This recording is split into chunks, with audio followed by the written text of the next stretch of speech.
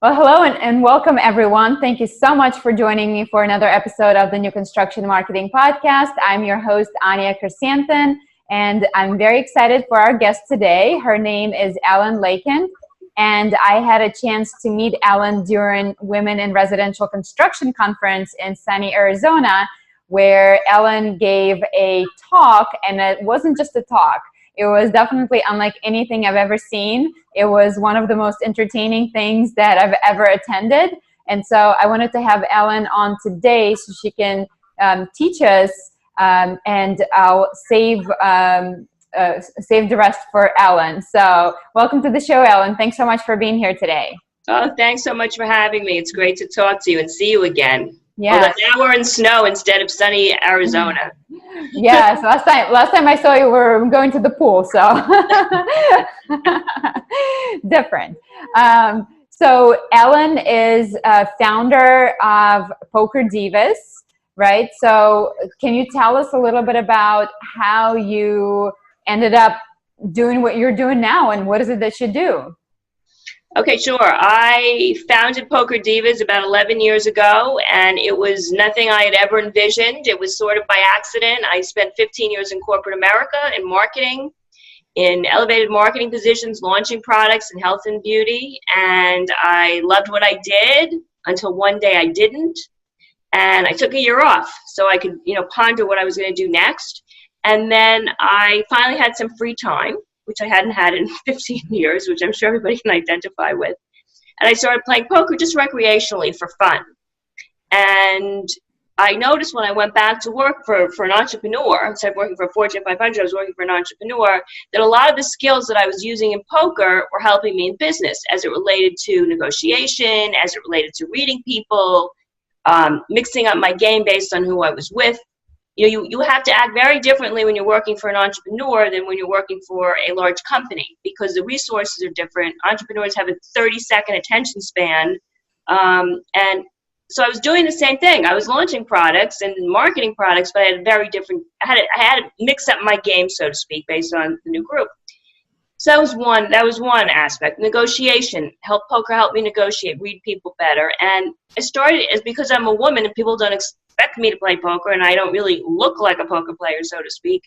I started getting invited to a lot of networking events in New York. In New York, almost any night of the week, there is a poker charity networking event.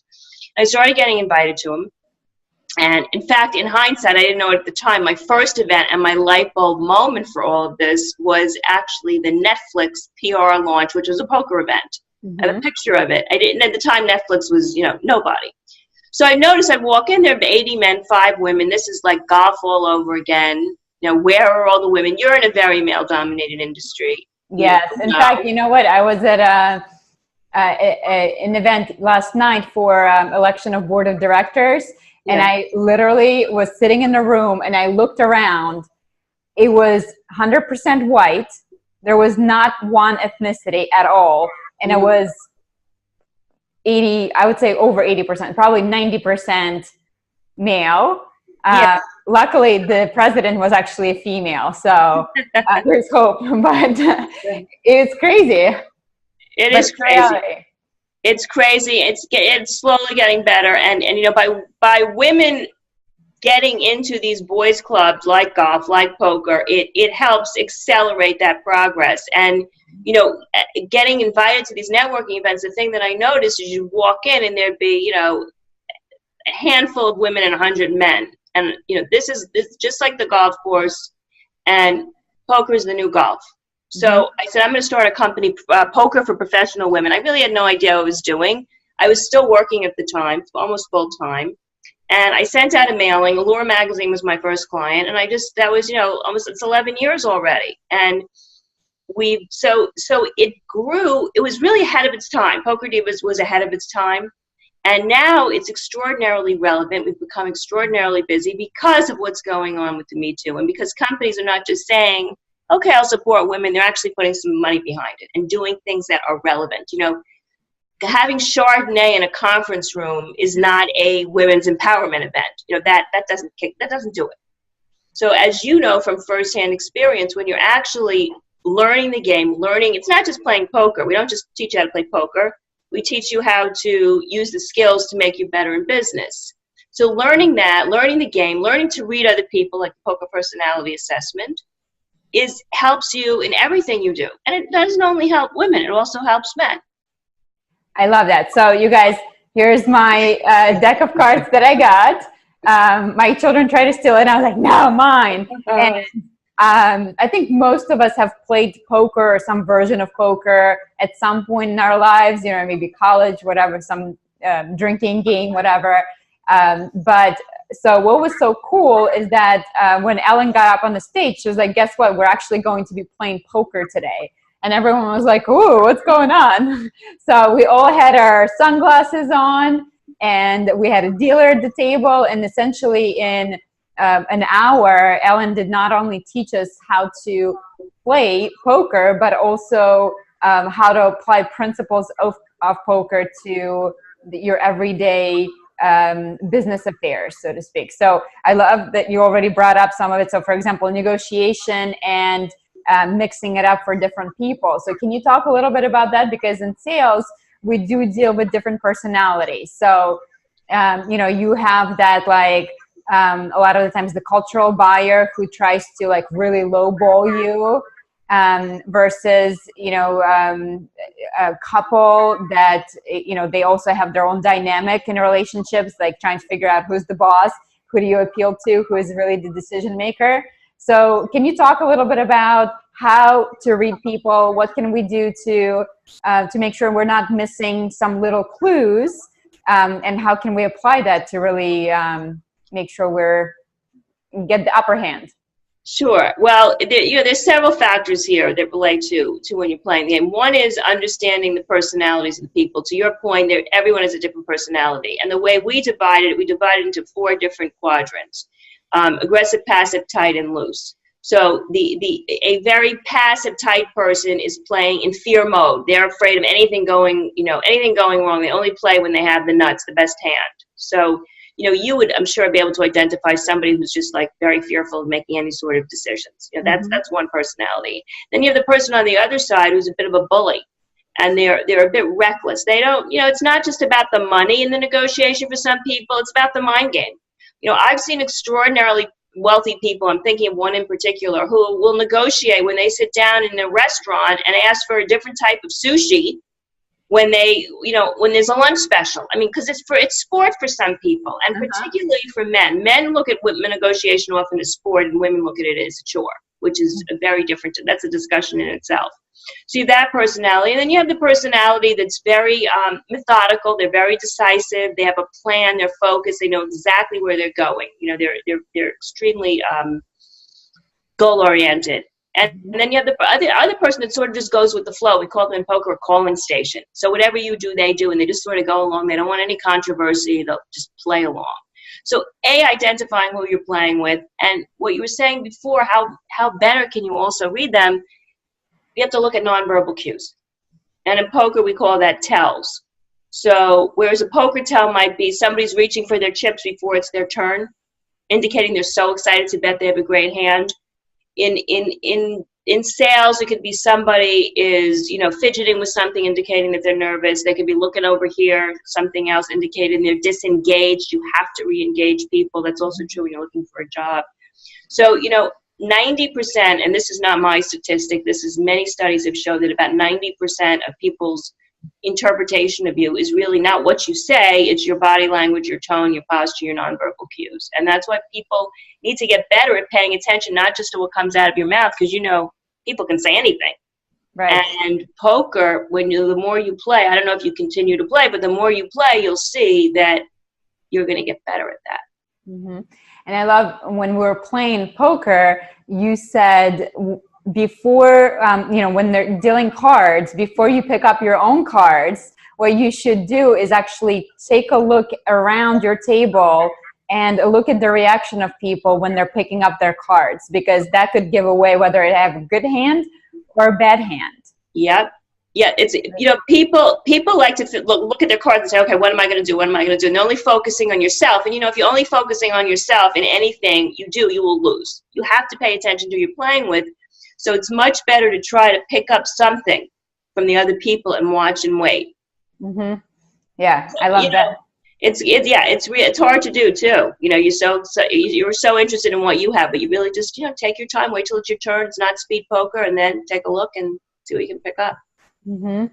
And one of the things you had mentioned was that just because you have a bad hand doesn't mean you're going to lose. So that was like one of the biggest takeaways from me, and thinking about just your career as a whole. You know, we find ourselves a lot of the times competing against somebody who has maybe much better pedigree, right? Like they went to some fancy school and maybe we didn't. And just because you dealt kind of a less of a hand doesn't mean you're necessarily going to lose. It's how you play the game. Right. It's all about how you play the game. It's all about how you play again. It's nice if you get good cards, but if you don't, it doesn't necessarily going to mean that you're going to lose. And that's interesting that's what one of the biggest points you walked away with. It's true, because it's really, if you're paying attention to the personalities you're playing against, and your timing is good. Poker's a lot about timing. Mm-hmm. You actually have a chance to win with nothing. You don't in poker. You don't need the best hand to win. You just need people to think you have the best hand. Yes. So that's something to keep in mind. So I guess it's not like you're lying, right? In a real life situation, but it's maybe holding back on giving away everything. What's behind? Yeah, I mean, there are certain things in poker. Bluffing is, you can out and outline in poker, and you're not going to out and outline in business. You're not going to be in business for very long. So there's certain nuances there, but there's nothing wrong with a semi-bluff in real life. Mm-hmm. As long as you're not deceiving people. The perception is everything, and that's the other thing. It's like table image of poker. Perception is everything in life. And the way people perceive you, we call it your table image, is something that you want to be able to control too. So if you for example, you walk into a casino in a poker room, everyone's going to say, she probably doesn't know how to play, which works to your advantage to be underestimated in that situation. Mm-hmm. In other situations, obviously, you don't want to be underestimated. So you have to realize what your table perception is, particularly at work. I mean, you want people to perceive you as, intelligent and capable and a leader. Mm-hmm. And that's what you have to throw off. Yeah, it's interesting. So I was reading an article, and actually, maybe it wasn't you. It was somebody else. But she was talking about what words you need to use in a meeting in order to increase your, it was something about like, if you want to get promoted, here's what you need to do in a meeting. And she said women need to use the word strategic. Oh, really? Yeah. So if you use the word strategic, it's going to make you sound really smart. And somehow, like, the more you use the word strategic, then basically promotion is in your future. That's good. That's good advice. I'm going to remember that. So there you go. So it's all about perceptions, and how you can even tweak your vocabulary a little bit and sound like you really know what you're talking about. Well, to that point, it works the other way too. A lot of men will be in a meeting and they'll talk loud and they'll talk often, and everyone thinks, well, they must be right. They're so opinionated. They speak up, and that is so wrong. So wrong. So don't be intimidated by the person in the room that does that. Don't be afraid to speak up. Well, they must know because they said it 5 times. You know what I mean? Yeah, it doesn't make it true. Yeah, so she also said that you never want to leave a meeting without saying something. So just because, again, people are always taking note of who is participating, who is being vocal. And if you're being vocal, even if it's a little bit, you're then seen as a leader. And And it's like that's what we say being in poker. It's all about the betting. You need to be the better, because the better sets the tone, the better sets the intention. And when you speak up and you ask for something or you give an idea, you're really being the better. You're setting, to your point, you're setting the tone. You're being the leader. Mm-hmm. Yeah. So in, I guess, a business situation, would you say it's better to be more on the aggressive side, or kind of, be more on the conservative side, so being the better? Well, that really depends on who you're playing with. You're gonna mix up your game based on who you're playing with. So that's you certainly don't want to be totally passive. I mean, obviously, you don't want to be totally passive. That's not the way to go. Sometimes you have to be extraordinarily aggressive, but some people, that scares some people. You know, not necessarily the person that's being aggressive, but the people that you're with. In fact, in Knowing Your Value, Mika Brzezinski's book, which I love and I highly recommend to anybody, there's a chapter or part of a chapter that talks about how when she was going in to negotiate, and she went in really hard one day to the boss and, you know, sort of like pounding her fists on the desk and, you know, demanding, acting like a man, so to speak, and they didn't know what to do with her. They couldn't handle it. You know, they're used to that from a guy, but not from a woman. And she said that made her have to reevaluate how you go about asking for a raise or asking for more money, because you have to really get a read on your audience. People aren't used to women like that. So you have to be assertive and you have to be persistent, you know? Yeah.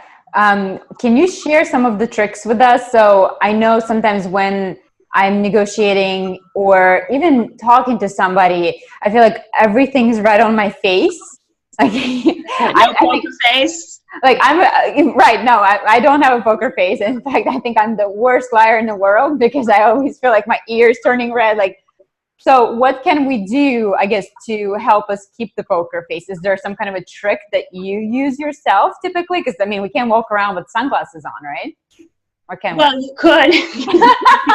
Although on a day like today, you might not want to. No, one of the things that you do at the poker table, especially when you're starting out, is just pick a spot on the wall and you just sort of look at the wall and let everybody think what they wish. Now, you can't really do that much in a business situation. But you have to practice. The fact that you know it is very important. And a lot of women say that to me. It's all over my face. And that's because people, not only women, but people are emotional. Because business is emotional. As much as you're supposed to keep your emotions out of it, there's an emotional element to it. So recognizing it, A, and B is try to, as you're experiencing it, this is what I do. I try to say, this is not about me. This is about the deal. This is about the project. This is about the client. You know, it's got nothing to do with me, so I'm trying not to be emotional.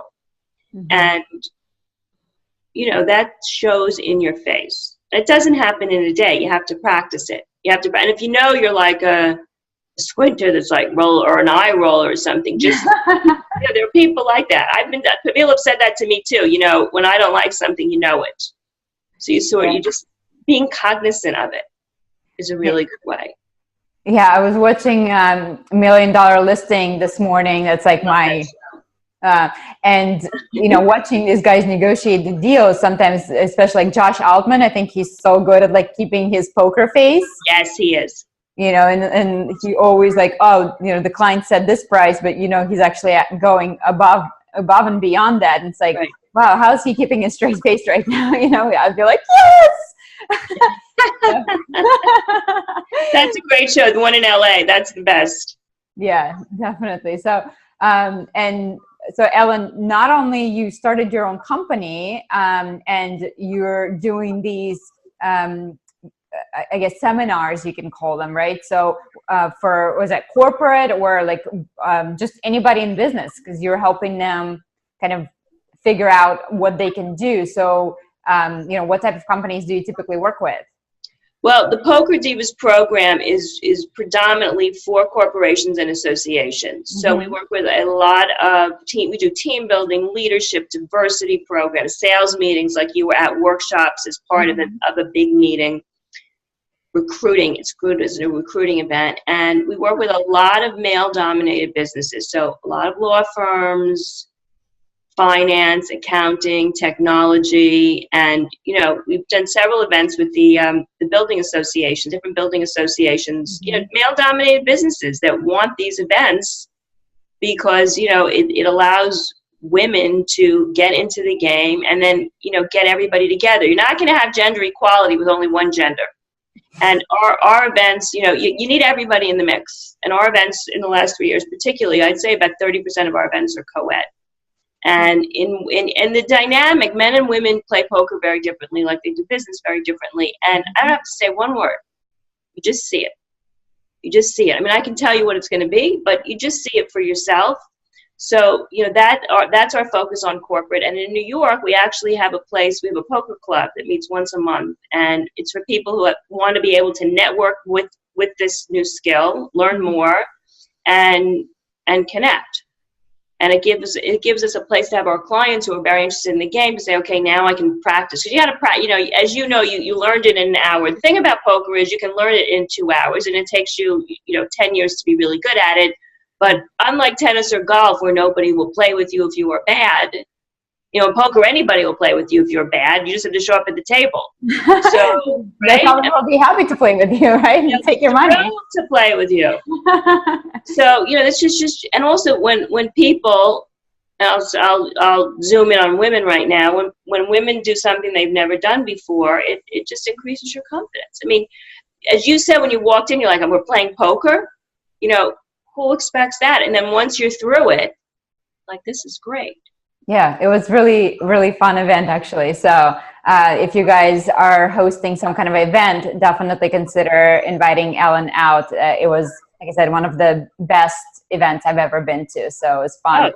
Well, thank you. I think people like it too because it's educational and it's interactive and it's fun. So you don't even, you picked up not just poker skills, you picked up business skills. And it's not, drilled down. Part of it was the experience of playing, right? Oh, absolutely. It was, and I feel like it was a really great bonding experience for the women at the table too, because we got to learn who's who. So actually, when you talked about the 4 different styles, so I ended up, because we took like a quiz, there was like a short little quiz that we answered questions. So I actually ended up being a bully. So I was borderline. I was borderline bully. So I was really close between the two. So I was like, oh, that's so interesting. And, but I could see how that would be true. I'm very, I make decisions very quick. Like I can't stand when people can't make up their mind. Like that just drives me crazy. But I know that sometimes with that quick decision making, you do make mistakes sometimes because you're just like, I just want to get it done. Let's do it. So, do you have a preference for playing against women or men, or is it really more so like an individual? Because I'm sure it's the style. I like a mixed. I like a co-ed event. I played in the World Series of Poker in a women's event years ago, and I played in a mixed event. And I will tell you that for me, it's much harder to read women than men. I think I'm not 100% sure why, but that's been my experience. It's just harder for me to, actually, I do know why. Because I think men treat you at the poker table, and I talk about this in my book, Poker Woman, How to Win in Love, Life, and Business Using the Principles of Poker, to give my book a plug. And yes, actually, let me see here. If I have a copy right here. Oh, wow. Let's see here. Oh, you go. Oh, you're really prepared. Let me see. Here we are. Oh, yeah, there you go. Sorry, you guys saw my mess here. There you go. There's Ellen's book. So you guys definitely pick it up, check it out, and I got my signed copy. So great. Where can I find the book, by the way? Oh, that's on Amazon. You can get it on Amazon, and it's on Kindle too as well. Oh, good. But I think men look at women at the table differently. They look at women one of 3 ways. They either look at it as if they're not being beat. They don't want to be beat by a girl. So whatever you do, they're gonna try to outbet you. They're gonna try to run you over. And that's okay if if you know it, that's happening. You just don't bluff them. You don't engage until you have a really good hand. And if you have a really good hand, you'll win a lot of money. So that's one way. The other way is they don't really want to engage with you. They think of you as their mother or their sister or their girlfriend, and they sort of take it easy on you. And then the other way, there's some other guys, especially 12 o'clock at night at the Borgata, they think of it as almost like they're on a date. So they'll lose $100 to you instead of taking you to a dinner. So it's that mentality. It's much easier to pick that up at a poker table. When you're playing with women, you don't have those personality types. Mm-hmm. So for me, I think it's a harder read. It's a harder read for women. So maybe we can use that in a corporate setting to our advantage then. Keep a better poker face than a man than what they're, because it's almost like with women, it's the like what role you're playing. Yeah. And for a lot of women, since it's kind of like uncharted territory, so to speak, it's a good, good way that you can come up with your own role and not fall into the stereotype. So right, you can, because they're not suspecting it. They're not suspecting it. Yeah, that's why you have to create your own table persona. Yeah, love that.